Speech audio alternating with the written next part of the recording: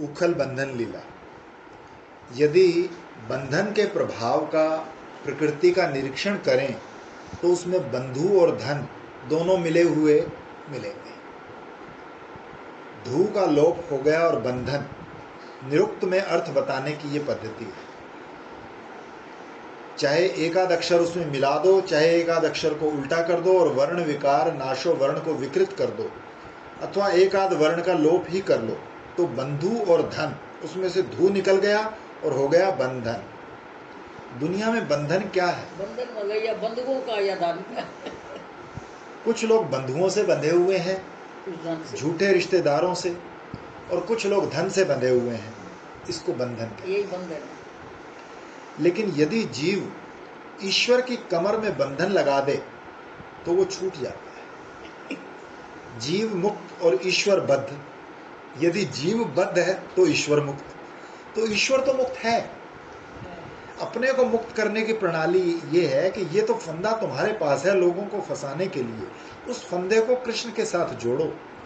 कृष्ण बंध गया और नल कुबर मणिग्रीव छूट गए। और जब कृष्ण छूटे हुए थे तो नल कुबर और मणिग्रीव बंधे हुए। अपने बंधन का पेट भगवान से भरो। हमारे बंधु हैं तो भगवान, हमारे धन हैं तो भगवान। बंधन को भगवान के साथ। अब चलो उस प्रसंग में कि गोपियां तो गई गोबर पाथने और ग्वाल बाल गए गाय चराने, मैया गई माखन निकालने, और कृष्ण जिनके लिए गोलोक छोड़कर आए, निराकार से साकार हुए, निर्गुण से सगुण हुए, सबके बाप थे, बेटे बने, बड़े थे, छोटे हुए, ये जिनके लिए सब कुछ किया वो तो छोड़कर चले गए और साथ में रह गया ये उखल। ईश्वर छोड़कर और कोई साथी नहीं। हाय रे जीव, तू ईश्वर के साथ नहीं रहना चाहता, बंधु और धन के साथ रहना चाहता है, के साथ ही रहना चाहता है, क्रोध के साथ रहने चाहते हो, लोभ के साथ। देव ऋषि नारद ने सोचा कि इस भोग में बड़ा आकर्षण हो गया है, तभी तो लोग ईश्वर को छोड़कर भोग में लगते हैं, भोग में कुछ ज्यादा सुख होगा। अब महाराज उन्होंने देखा कि नल कुबर और मणिग्रीव नंगे नाच रहे, अपने निरावरण आत्मा का तो ज्ञान नहीं, जानते हैं नहीं कि हम निरावरण हैं, बेपर्द हैं। स्त्री साथ में, शराब साथ में, धन साथ में, ऊंचा पद साथ में, अभिमान साथ में, सारे 15 दोष साथ में। नारद जी ने कहा, हे भगवान, इसका नाम सुख है? जिस भगवान ने तन दिया, यौवन दिया, धन दिया, ऊंचा पद दिया, अच्छे घर में जन्म दिया, अच्छा शरीर दिया, अच्छा भोग दिया, उसकी ओर तो कर दी पीठ, जैसे मानो है ही नहीं, और अपना अहंकार ही सब कुछ। इस शरीर में किसका किसका स्वत्व लगा है भाई, किस किस का हक है? अंत में ये शरीर जाना है, किसी का नहीं रहा, नहीं रहेगा। संस्कृत भाषा में शरीर शब्द का अर्थ है जो जीर्ण शीर्ण हो जाए, सड़ जाए, उसको शरीर बोलते हैं। शीर्यते इति यत्, जो शीर्ण हो जाता है, जैसे पेड़ का पत्ता पककर धरती पर गिरा और शीर्ण हो गया। ये शरीर किसी का साथ नहीं देता, छूटेगा, तो अभिमान काहे? पूछा गया कि ठीक है, आप रोज बताते हैं शरीर में दोष है, धन में दोष है, उसकी दवा क्यों नहीं बताते? प्रस्ताव में 2 अंश होना चाहिए। एक तो इन कारणों से ये कठिनाई पैदा हो गई, और दूसरे ये उपाय करने से ये कठिनाई दूर हो सकती है। आपको कभी प्रस्ताव लिखना हो तो दोनों अंश लिखना, गोलमोल नहीं। वकील लोगों को कोई मुकदमा करना होता है तो गोलमोल लिखकर अदालत में डाल देते हैं कि बाद में इसकी व्याख्या करते रहेंगे, तभी तो पैसे मिलेंगे। स्पष्ट स्पष्ट कुछ नहीं बोलते। लेकिन प्रस्ताव तो बिल्कुल स्पष्ट होना चाहिए, हमको ये कठिनाई है और ऐसा ऐसा करने से हमारे साथ न्याय हो जाएगा और कठिनाई दूर हो जाएगी। तो रोग तो आपने बड़े विस्तार से बताया नारद जी। सबसे बड़ा रजोगुण कौन है? अरे बुद्धि भ्रष्ट करने वाली बहुत सी चीजें हैं, पर उनमें सबसे बड़ी चीज है श्रीमद, श्री नहीं श्रीमद, लक्ष्मी का नशा, धन का नशा। क्यों? धन के नशे में से औरत भी निकल आती है, पर स्त्री भी आती है, जुआ आता है, आसव आता है, शराब। जैसे जहर खाएंगे तो पूरे शरीर पर असर पड़ेगा और व्यक्ति मर जाएगा, ऐसे शराब पिएंगे तो बुद्धि पर असर पड़ेगा, बुद्धि जागृत नहीं रहेगी, अवचेतनात्मक हो जाएगी, सुख हो जाएगी, दुख होगा। यही सब तो सच्चिदानंद के विरोधी हैं। अपने आप जानबूझकर बेवकूफ़ी मोल ले रहे हैं कि हम बेवकूफ़ हो जाएं। तो श्री का बड़ा भारी मद होता है। आपने सुना होगा लक्ष्मी दो तरह की होती है। जब नारायण के साथ चलेगी तो लक्ष्मी गरुड़ पर चढ़कर आएगी, और अकेली आएगी तो गरुड़ पर नहीं, उल्लू पर आएगी। कहते हैं उल्लू उस पक्षी को बोलते हैं जो दिन में अंधा होता है और रात के अंधेरे में देखता है, पर यह लक्ष्मी का वाहन है। किस लक्ष्मी का? जो अकेली चलती है। बिना राम के सीता को जो चाहता है वो कौन है? वो रावण है। जो बिना नारायण के लक्ष्मी को चाहता है वो कौन है? उल्लू। गरुड़ माने क्या होता है? गरुड़ माने शब्द राशि, माने वेद, शास्त्र, पुराण। जो गुरुजनों के उपदेश के अनुसार लक्ष्मी को प्राप्त करता है, उसके पास लक्ष्मी और नारायण दोनों आते हैं।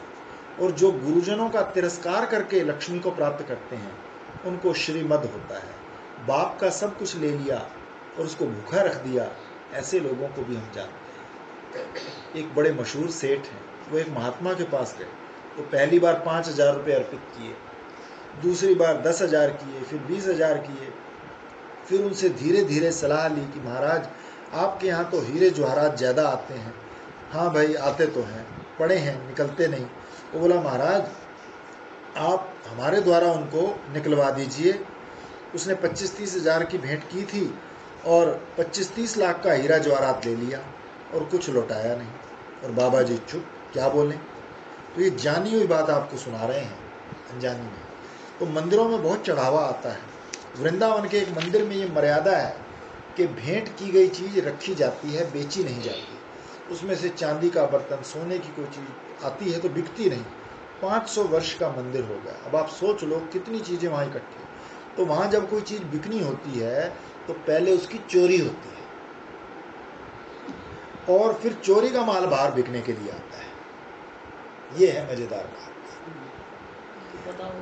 तो श्री मदअंध की क्या दवा है वो बताते हैं। इसकी दवा है दरिद्रता, नहीं तो अभिमान छूटेगा नहीं। जब आंख में अंजन लगाते हैं तो आंख शुद्ध स्वच्छ हो जाती है। जब दरिद्रता का अंजन लगा लिया जाए तो अपनी तरह ही सब लोग मालूम पड़ने लगते हैं, और दरिद्रता का अंजन ना लगे तो मालूम पड़ता है हम तो ऊंचे हैं।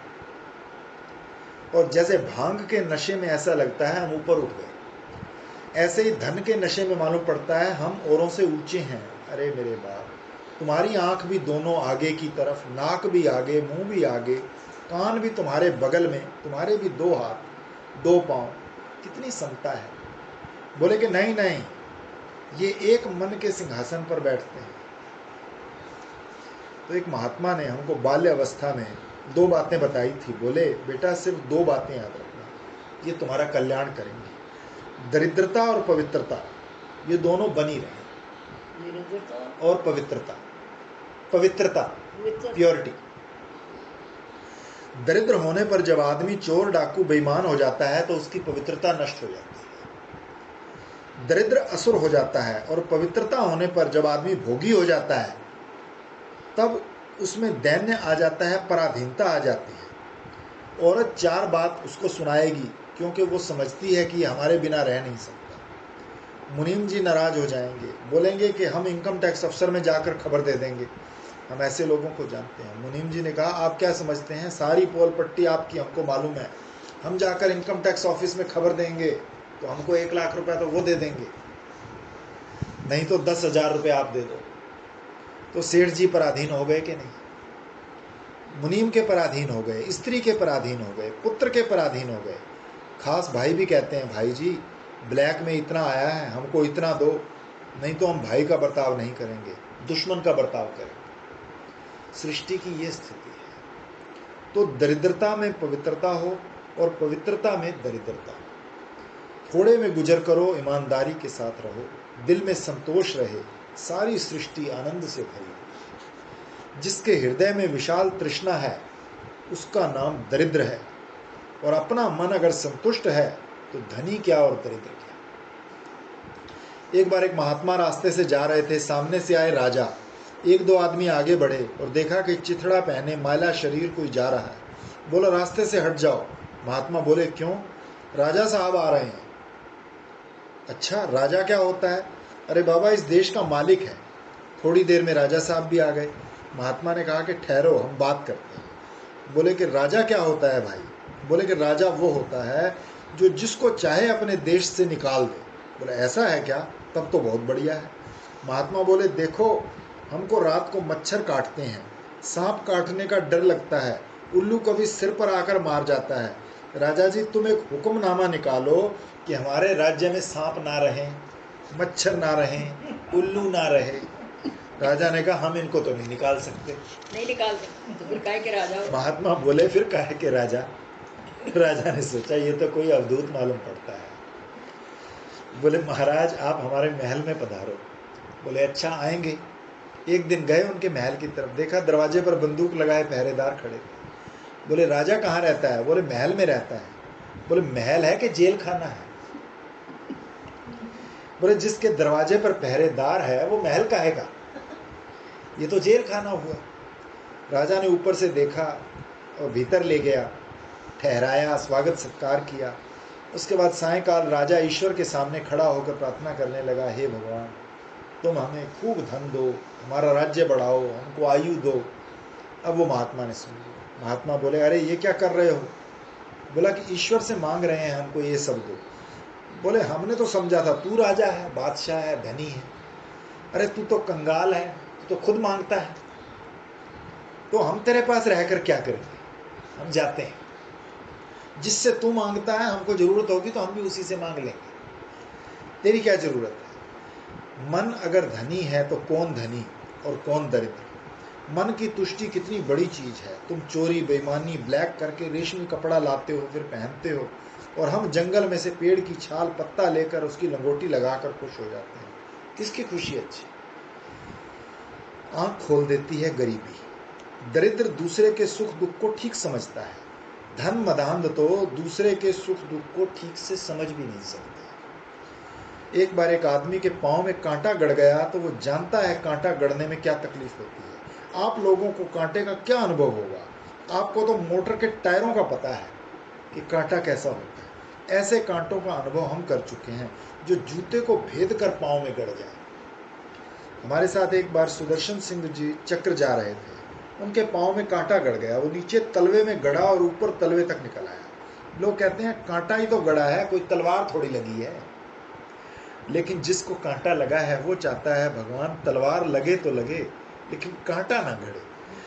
बेर का कांटा अगर गड़ता है तो सिर्फ गड़ता नहीं है, वो तो थरथराता है, बड़ा कष्ट देता है, और निकालो तो टूट जाएगा पर निकलेगा नहीं।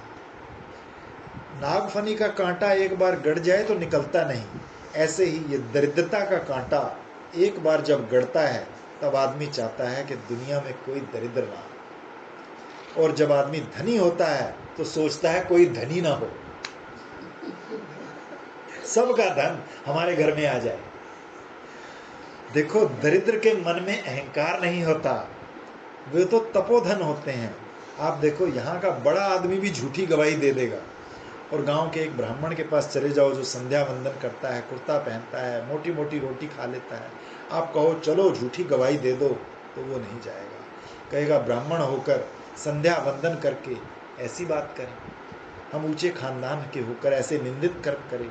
कहो कि ये खानदान का अभिमान क्यों करता है, तो बोले तुम तो 4 ठीकरे इधर उधर से इकट्ठे करके लाओ, उसका तो तुमको अभिमान, और हमारे पीढ़ी दर पीढ़ी से ब्राह्मणता चली आई है तो उसका क्या अभिमान नहीं होगा? छोड़ देंगे। जो अभिमान जो है वो हमको किसी बुरी चीज से बचा देवे, वो अभिमान तो अच्छा है। ब्राह्मण होने के अभिमान से यदि हम झूठी गवाही देने से बच जाए तो वो तो अभिमान काम का हो गया। और यदि हम ब्राह्मण का अभिमान लेके एक छोटे आदमी को लात मार दें, हे तूने छू क्यों लिया, तो वो गलत हो गया। तो ब्राह्मण तो वही है, उसका अच्छा भी है बुरा भी है। उसी अभिमान पर तो वो टिके हैं, वही तो उसका बड़प्पन है। एक तो गरीब को अहंकार नहीं होता, वो सब मदों से छूटा हुआ होता है। बोले कि तकलीफ तो उसको बहुत उठानी पड़ती है, बस यही एक संशोधन करने योग्य है। तकलीफ मत मानो, तपस्या मानो। जैसे किसी दिन रोटी नहीं मिली तो एकादशी के दिन व्रत करते हैं तो खुश होते हैं कि आज बहुत बढ़िया हुआ। ऐसे ही अगर किसी दिन खाने को नहीं मिला तो ऐसा सोच लेना आज भगवान की ऐसी इच्छा है कि आज एकादशी करो। आप लोगों को शायद ये बात ज्ञान ना हो कि जब आदमी को ज्वर आए तो उसको ऐसा सोचना चाहिए कि हमको पंचाग्नि तापने का कभी तापते मौका नहीं ये मिलता, पंचाग्नि है। तो आज ईश्वर ने हमको तप करने का मौका दिया। ये बुखार नहीं है, ये हमारी तपस्या है। और जब वैद्य लाकर कड़वी कड़वी दवा पिलाए तो बोले भाई हम ऐसे तो तपस्या करते नहीं, आज भगवान ने हमको तपस्या का मौका दिया है। तो ख्याल हुआ कि अब तो मर जाएंगे, मशान में जाएंगे, अर्थी उठाकर लोग ले जाएंगे। सोच लिया कि जीवन में कभी हवन नहीं किया तो अंत में इस शरीर का होम हो जाएगा, ये शरीर अग्नि के मुख में पड़ेगा, जब शरीर चिता में जलेगा तब होम रूप धर्म की प्राप्ति होगी। जब दवा की कड़वाहट मुंह में आएगी तब तपस्या होगी, जब बुखार आएगा तब तपस्या होगी। अपने कष्ट को तप बना दो, सहना तो पड़ता ही है। रो रो कर सहोगे तो वो सिर्फ भोग रहेगा, सिर्फ प्रारब्ध का भोग हुआ। और तपस्या समझकर सह लिया तो इस भोग में से योग निकल आया, धर्म हो गया। चीज एक ही लेकिन उसकी भावना जुदा जुदा। जिसका देह दुबला होता है और रोटी की इच्छा मन में रहती है, उसकी इंद्रियां सूख जाती हैं और वो किसी को सताता नहीं। अब एक बात और देखो, धनी पने का गुण तो आप बहुत सोचते हैं, जरा दरिद्र पने का गुण भी तो सोचिए। धनी पने में बहुत भोग है, सुख है, परंतु अंतर में बहुत दोष है। और दरिद्र पने में भोग नहीं है परंतु अंतर में बहुत गुण है। एक आश्चर्यजनक स्थिति बोल रहे हैं। धनी के पास 3 चीजें हैं। एक तो धन है, उसका बैंक बैलेंस प्रबल है कि हमारे बराबर कौन है, ठीक है, तो धन है उसके पास और धन का अभिमान है। बाहर धन है और भीतर अभिमान। कितना भी धन हो, क्या तृष्णा निवृत्त हो गई? नहीं। एक करोड़पति है, एक दिन चर्चा चल रही कि आजकल क्या सोचते हैं, आजकल ये सोच रहे हैं इतना धन हमारे पास है तो 10 वर्ष के भीतर ही सरकार उसको ले लेगी। ऐसा कानून बनेंगे कि दिनों दिन धन घटता जाएगा। तो सेठ जी क्या सोचते हैं, बोले अपने बेटों के लिए, पोतों के लिए, बहनों के लिए अलग अलग ट्रस्ट बना रहे हैं, अलग अलग कंपनी बना रहे हैं, जिससे 10 वर्ष बाद भी ये धन हमारे परिवार में ही रहे, छिन्न ना जाए। मानो उसको भी तृष्णा है। तो धनी में 3 बात, बाहर तो धन, भीतर धन का अभिमान और प्यास बढ़ती जा रही है, और चाहिए और चाहिए। अब गरीब की ओर देखो, गरीब के बाहर तो धन नहीं है और भीतर अभिमान नहीं है, 2 चीज तो उसके अंदर नहीं है, केवल तृष्णा है कि मिले।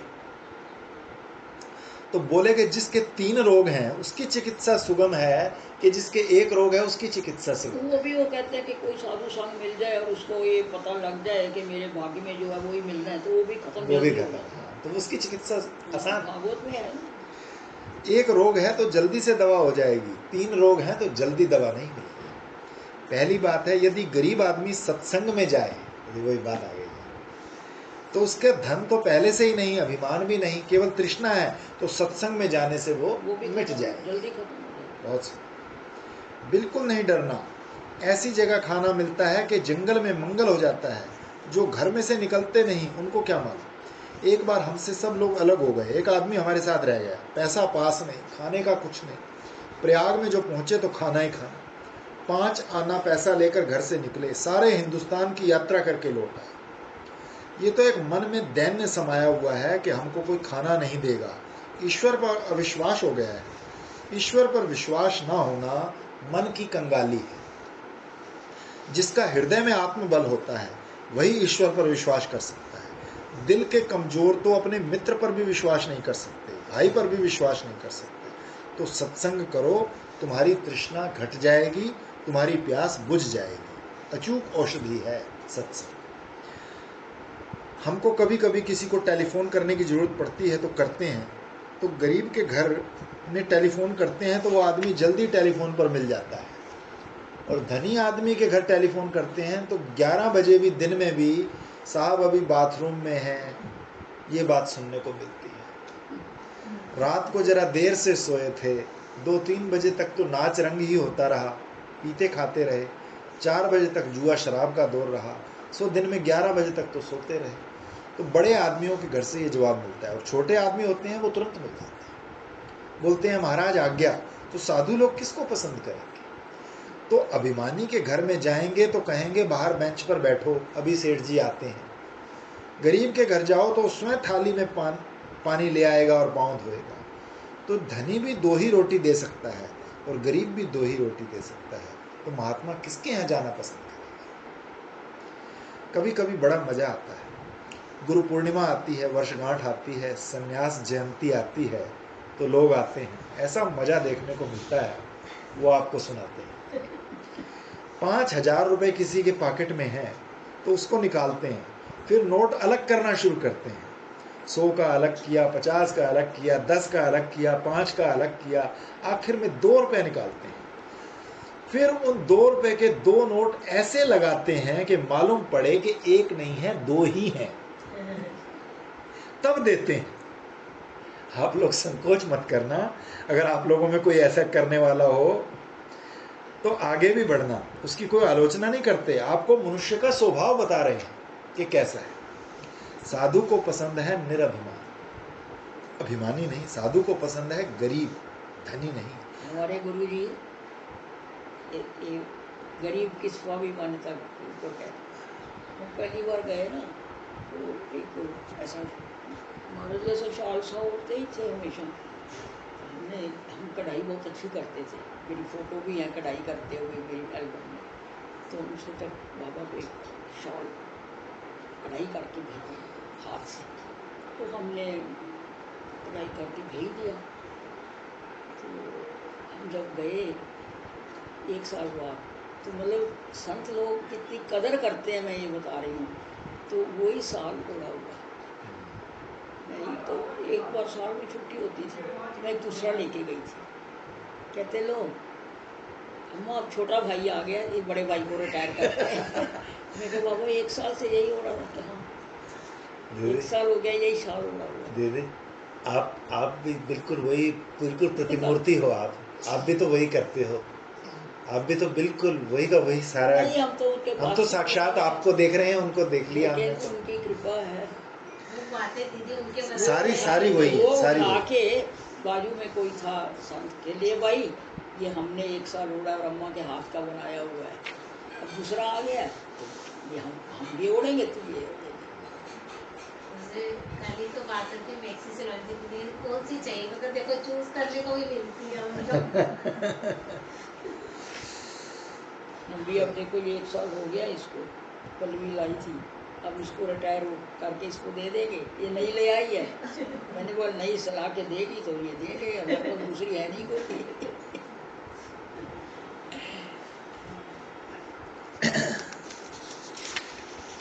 तो नारद जी गा रहे हैं, साधु का मन दुनिया में सबके प्रति बराबर है। अगर वो चाहते हैं तो केवल परमात्मा को चाहते हैं, मुकुंद चरण को चाहते हैं। चाहे विश्व को चाहें, चाहे तेजस को चाहें, चाहे प्राज्ञ को चाहें, और चाहे तुरीय को चाहें, चाहे विराट को चाहें, हिरण्यगर्भ को चाहें, ईश्वर को चाहें, ब्रह्म को चाहें, पर वो चाहते हैं ईश्वर को, उनकी चाह ईश्वर के प्रति है। तो उनके लिए ये धन स्तंभ जो है, नाते ही तो सबको सम्मान देते हैं ना, वो कोई एक को थोड़ा ही करते। श्री चैतन्य महाप्रभु ने कहा है, ना नटा, ना बिटा, ना गायका। ना तो हम नट हैं कि तुमको स्वांग करके दिखाएंगे, ना ही लंपट हैं कि तुमको स्त्री ला कर देंगे, और ना गायक हैं कि तुमको रिझाएंगे। तो हम तुम्हारे किस काम के? तो हमारे ऊपर कृपा करो धनी महाराज, हमारे ऊपर कृपा करो, क्योंकि ना हम स्वांग करके तुम्हारा मनोरंजन करेंगे, ना गा कर सुनाएंगे। तो असदाश्रय का अर्थ है जो स्वयं तो दुष्ट हैं ही, तो उनके यहाँ जो चोरी करे, बेईमानी करे, छल करे, कपट करे, उसी को ये देते हैं। उनकी बुराई में जो उसका मददगार हो उसको वो देते हैं। ऐसे लोगों के साथ क्या करें? तो बोले ये उपेक्षणीय है, इनसे द्वेष भी मत करो, इनकी निंदा भी मत करो, इनसे अलग रहो। नारद जी ने कहा, ये शराबी, धन मद में मत वाले, शराब पिए और लोभग्रस्त स्त्रैण, इनका जब तक नशा नहीं उतरेगा तब तक इनका कल्याण नहीं। तो आओ पहले इनका नशा ही उतारे। तो नारद जी महाराज अपने मन में करुणा करके उनकी भलाई का विचार किया। तो हमारे गुरु जी तो अंदर तक जा